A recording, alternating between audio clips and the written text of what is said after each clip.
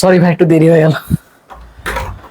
বল তারপর, কাজ কারবার কেমন চলছে তোর? হ্যাঁ রে, কাজ কারবার তো ঠিকই যাচ্ছে। ওই যে আম্বানির যে পাশের বিল্ডিংটা আছে না, ওটা তো কালকেই নিলাম আমি। এবার 4 কোটি টাকা অলরেডি ওতে আমি দিয়ে দিয়েছি। এবার 6 কোটি টাকা আরো ইনভেস্ট করব, কিন্তু এবার কাজের লোক পাচ্ছি না। আমি তো 50,000 টাকা মাইনে আরামসে দিয়ে দিই। আচ্ছা, আর আচ্ছা। তেমন বললে আমি 6,000 টাকা বাড়াতেও পারি। একটু দেখ কি হয়, না সব ঠিকই আছে। হ্যাঁ ঠিক আছে, আমার হাতে সেরকম লোক থাকলে আমি তোকে জানাবো, অসুবিধা নেই। আচ্ছা ঠিক আছে, আমার কথা বাদ দে। এবার তুই কি করছিস আজকাল তাহলে? আমার কথা আর কি বলবো বলতো।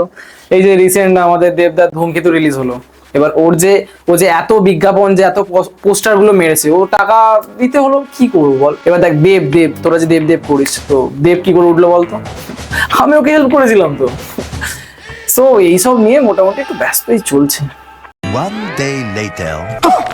এটা একটা জীবন হলো? একটা কুকুরের জীবন আমার থেকে অনেক ভালো। হুঁ। এই, দেখে যেতে পারেন না?